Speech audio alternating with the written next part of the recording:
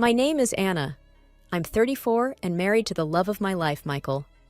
We live in a cozy house I inherited from my parents, nestled in a quiet suburb. Michael and I have been trying for a baby, but it's been a road marked with heartaches. I've had miscarriages, and each one feels like a piece of my heart being chipped away. Michael is a kind man, the kind who'd give you the shirt off his back. That's exactly what he's been doing for his family. His mother, Mrs. Thompson, and his sister Laura, with her 2 kids, have always relied on him. Laura's divorced and lives with Mrs. Thompson, trying to maintain a lifestyle that her alimony can't support. This morning, as I was setting the breakfast table, Mrs. Thompson walked in, her voice dripping with fake concern. "Anna, dear, I was just telling Michael how brave you are, coping with—" "Well, you know," she said, glancing at my empty womb. I forced a smile. "Thank you, Mrs. Thompson. We're hopeful." Laura sauntered in, her eyes scanning the room like she owned the place. "Michael, aren't you a saint, supporting us and dealing with everything?" she said, throwing a pitying look my way. Michael, ever the peacemaker, quickly changed the subject. "Let's enjoy breakfast. I've got news about the house." As we sat down, Michael announced, "I've put all my savings into this house. It's our future, Anna's and mine. So I might need to cut back on some expenses." Mrs. Thompson's face tightened, and Laura dropped her fork. "But Michael, what about us? We depend on you," Laura exclaimed. "I know, but Anna and I need to plan for our future too," Michael replied, his voice firm yet gentle. After breakfast, as Michael left for work, Mrs. Thompson pulled me aside. "You do realize, dear, if you can't give him a child, our Michael might rethink this whole arrangement," she whispered venomously. I felt a lump in my throat, but managed to say, "Michael and I are in this together. We'll figure it out." As they left, I stood in the doorway, watching them drive away. I knew this was just the beginning. The house, my sanctuary, was now a battleground, and I had to brace myself for what was to come. Life at home became a constant juggling act. Michael left for work early and came back late, often tired and oblivious to the tension that filled the house during his absence. The days were long, filled with silent battles and unspoken words. It was a Wednesday, I remember, because that's when Laura usually dropped her kids off at our place, treating it like some free daycare. I was in the kitchen, brewing coffee, when Laura strolled in, her kids trailing behind her. "Anna, make sure they do their homework, okay? I've got errands," she said, barely looking at me. "Of course, Laura," I replied, trying to keep my voice even. "But I also have things to do today." She waved her hand dismissively. "Oh, you can manage. What else do you have to do around here anyway?" After Laura left, her kids, Ella and Max, sat at the kitchen table. I tried to help them with homework, but my mind kept drifting to Laura's words. It felt like she saw me as nothing more than a convenient helper in her busy life. Later in the afternoon, Mrs. Thompson dropped by. She had a way of entering without knocking, as if she owned the place. "Anna, dear, I need to talk to you about something," she said, sitting down uninvited. "What is it, Mrs. Thompson?" I asked, bracing myself. "It's about Michael. He's been working so hard. I'm worried you're not taking good enough care of him. A man needs his wife to be more supportive," she said, her eyes scrutinizing me. "I do my best, Mrs. Thompson. Michael knows that," I replied, feeling my cheeks warm up. She sighed, a theatrical display of disappointment. "Well, I suppose you do what you can. But remember, a happy husband is the key to a happy home. And right now, this house doesn't feel very happy." Her words stung, but I kept my composure. "I'll keep that in mind," I said, even though every part of me wanted to tell her how unfair she was being. As evening approached and Michael returned, the atmosphere changed. Mrs. Thompson became the doting mother, and Laura turned into the caring sister. They laughed and chatted with Michael, making the house seem like the happiest place on earth. But I knew better. I knew the warmth was superficial, a facade maintained for Michael's sake. Behind closed doors, their true colors showed, colors of indifference and selfishness. And I, caught in the middle, had to find a way to navigate through these turbulent waters, holding on to the hope that someday things would get better. The situation at home started to eat away at me. Laura's constant demands and Mrs. Thompson's subtle digs became a daily ordeal. My conversations with Michael about his family were going nowhere. He just couldn't see what I was dealing with every day. One evening, after a particularly hard day, I decided to bring it up again with Michael. We were in the living room, the TV playing some show neither of us was watching. "Michael, we need to talk about your mother and Laura," I said, turning off the TV. He looked up, surprised. "What about them?" "It's just, they're here all the time, and it's really starting to get to me. Laura leaves her kids here without even asking, and your mother, she has a way of making me feel small." Michael sighed, running a hand through his hair. "Anna, they're family.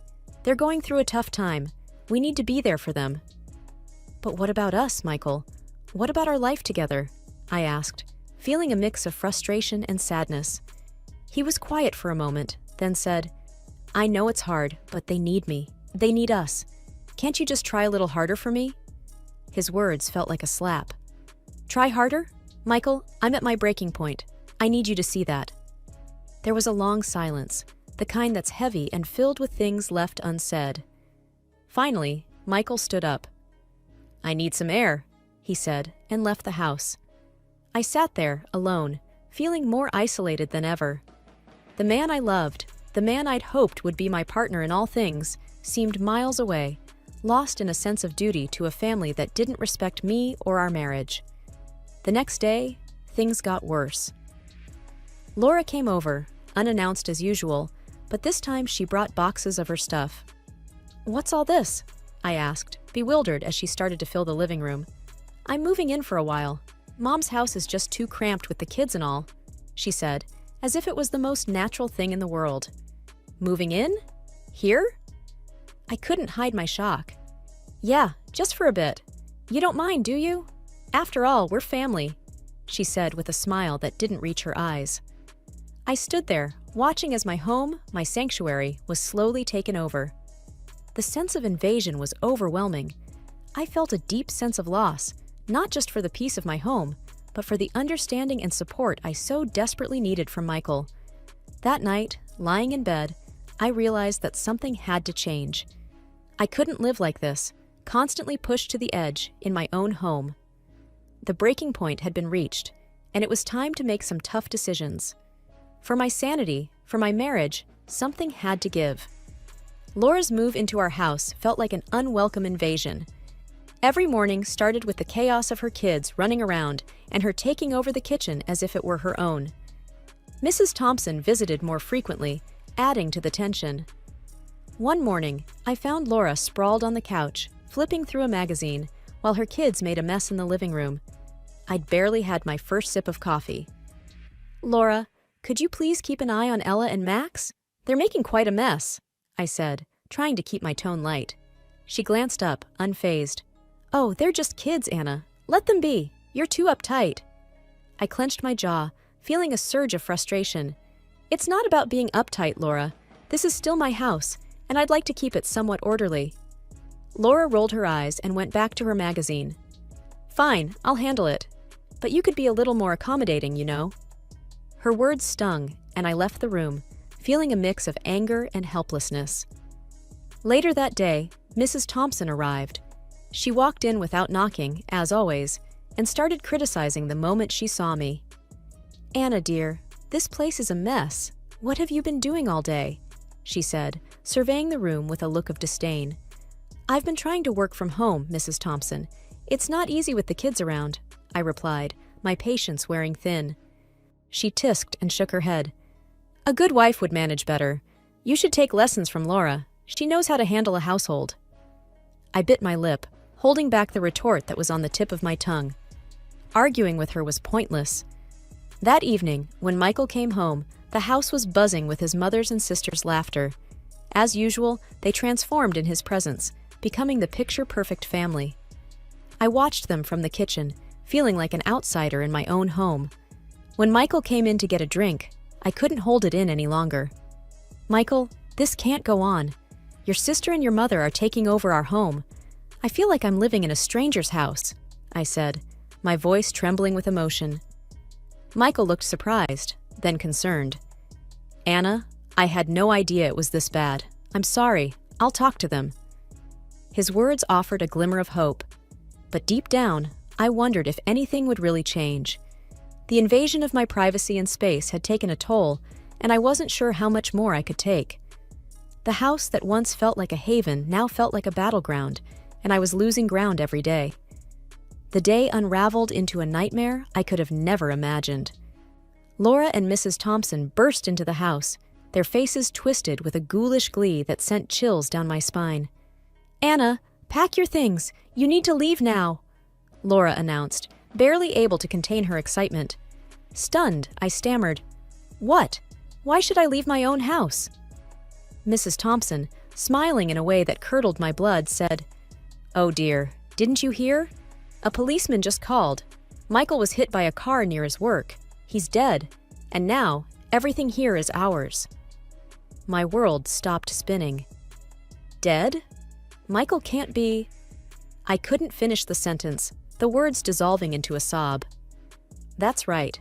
And since you have no children, this house reverts to his family, us. So, you need to leave," Laura added, her eyes scanning the room like she was already calculating its worth. I felt numb, my heart aching in a way that defied words. "But this house, it's mine. I inherited it." Mrs. Thompson snorted. "That doesn't matter now. Michael's gone and we're his family. We'll be taking over." They began to walk around the house, appraising each item, discussing how much they could sell things for. Their callousness in the face of my supposed tragedy was surreal, almost like a twisted play being acted out in front of me. "But the police? They called you?" I asked, my voice barely a whisper, clinging to some thread of hope that this was all a mistake. "Yes, dear. They said they identified him by his broken cell phone," Mrs. Thompson said casually, examining a vase as if deciding its fate. I sank into a chair, my mind racing, trying to grasp the reality of Michael's death and the vultures circling around his memory. The home we had shared, filled with love and dreams, had turned into a cold, mercenary ground. As they continued their morbid inventory, something inside me broke. The grief, the shock, the sheer inhumanity of it all. I was supposed to be mourning my husband, not defending my home from these scavengers. But as I watched them, a small, defiant part of me began to rise.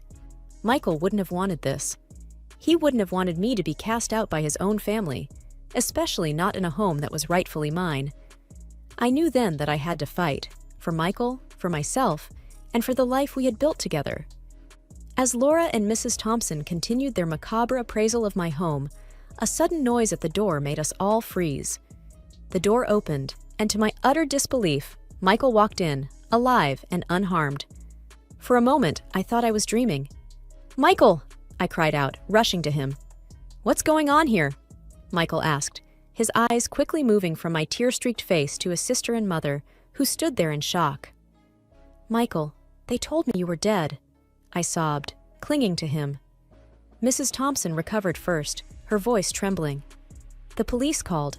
They said someone was hit by a car, and they found your broken phone with him." Michael's expression hardened. "My phone was stolen near my office this morning. I reported it, but didn't expect this." Laura stammered. We just assumed." "You assumed I was dead and decided to throw my wife out of her own house?" Michael's voice was cold, a tone I had never heard from him before. Mrs. Thompson tried to interject. "We were just—" "No, Mom, enough!" Michael interrupted her. "Stop playing the show. I heard everything. I can't believe you would stoop this low." I stood there, still in shock, but a wave of relief washed over me. Michael was alive, and he saw the true colors of his own family. He turned to me, his eyes softening. "Anna, I'm so sorry. I should have seen what they were really like." Laura and Mrs. Thompson, now realizing their plan had crumbled, began to scramble for excuses. But Michael wasn't having any of it. "You need to leave, now," he said firmly. "But Michael, this is our family home," Laura protested weakly. "It's Anna's home," Michael corrected her, "and you have no right to be here after what you've done." As they gathered their things, I looked at Michael. He seemed like a different person, stronger and more resolute. The unveiling of his family's true nature had changed something in him and in us. After they left, the house was silent, but it was a comforting silence. Michael and I sat down, a million words unspoken between us. We had a lot to talk about, a lot to heal from. But in that moment, I knew we would face it together. The unveiling had been painful, but it was the start of something new for us. A new beginning, built on truth and a renewed bond. The aftermath of the revelation left Michael and me sitting in a heavy silence. He was the first to break it, his voice low but filled with a newfound determination. "I can't believe my own mother and sister would do something like this," he said, shaking his head. I took his hand, finding strength in our shared disbelief. "I know, it's hard to understand, but at least now we know their true intentions." Michael nodded. "They only cared about the money, the house, not about us, not about you." I sighed, feeling a mix of sadness and relief. "I tried to tell you, but I never imagined it would come to this. We need to set things straight, Anna. I need to make sure they never do this to us again," Michael said, his jaw set. The next day, Laura and Mrs. Thompson came back. Their demeanor changed. They were no longer the confident, greedy women, but seemed almost sheepish. "Michael, we didn't mean for things to go this far," Laura started, avoiding eye contact. "Yeah, it was just a misunderstanding," Mrs. Thompson added, her voice lacking its usual authority. Michael looked at them, his expression unreadable. "A misunderstanding? You celebrated what you thought was my death and tried to kick my wife out of her own house. There's no misunderstanding there." I stood by Michael, feeling a surge of pride in his resolve. Laura fidgeted, looking anywhere but at us. We thought we were losing everything. We panicked." "And that justifies your actions?" Michael's tone was incredulous. Mrs. Thompson tried to reach out to him. "Michael, you're our family. We just got scared." Michael stepped back. "Family doesn't do what you did. I can't just overlook this." The air was thick with tension, and for a moment nobody spoke. Then Michael continued, "I want you both to leave. We need space and time to heal from this." Laura and Mrs. Thompson exchanged glances, realizing the gravity of the situation. Without another word, they left, their heads bowed. Once they were gone, Michael turned to me. "I'm sorry, Anna, for everything. I should have listened to you." I hugged him, feeling a weight lift off my shoulders. "It's okay, Michael. We'll get through this together." That evening, as we sat in our living room, the house felt like ours again. The intentions of Laura and Mrs. Thompson had been exposed, and in facing that ugly truth, Michael and I had found a new sense of unity. We were ready to move forward, leaving the pain and deceit behind us. A few days after the unsettling revelation, life seemed to return to a semblance of normalcy. That was until Mrs. Thompson and Laura showed up again, acting as if nothing had happened. They barged into the living room where Michael and I were sitting, sipping our morning coffee. "Michael, we've been thinking. We still need your financial support, for the kids and the house," Mrs. Thompson stated, her tone demanding. Laura chimed in. "Yes, Michael. You can't just abandon your nephews. They need your help." I looked at Michael, sensing his growing frustration. He set down his cup with a calmness that belied his anger. "Mom, Laura, after everything that's happened, you still expect me to support you financially?" Michael's voice was steady but firm. "Yes, it's your duty as a son and a brother," Mrs. Thompson insisted, her eyes hard. Michael stood up, his resolve clear. "No, Mom. I've made my decision. I'm not going to continue supporting you like before. I have my own family to think about." Laura's face turned red with anger. "But you have nephews, Michael. They need money." Michael looked at her, then at me and said, "I will support my nephews, but in a much more limited way. Anna and I have plans. We're going to adopt a child." I gasped, a pleasant shock washing over me. Adoption? The idea filled me with an unexpected joy. Mrs. Thompson and Laura looked at each other, their faces twisted with anger. "You're choosing strangers over your own blood?" Laura spat out. "It's not about that, Laura. It's about building the family I choose," Michael replied, his gaze unwavering. With no further words, Mrs. Thompson and Laura stormed out, their departure leaving a trail of tension in the air. Once they were gone, Michael turned to me, his expression softening. "Anna, adopting a child is just the beginning. I believe we will have our own children too one day." His words, full of hope and promise, brought tears to my eyes. I reached out, taking his hands in mine. "Michael, that's the most wonderful thing I could hear. A family, our family, however it comes to us." We embraced, a sense of peace enveloping us. The challenges we had faced with his family had only strengthened our bond. Now, looking towards the future, we saw a world of possibilities. A world where our love could extend to a child in need of a home, and perhaps, one day, to children of our own. The chapter of struggles and pain was closing, and a new chapter, full of hope and love, was beginning. Together, we were ready to write it, one day at a time.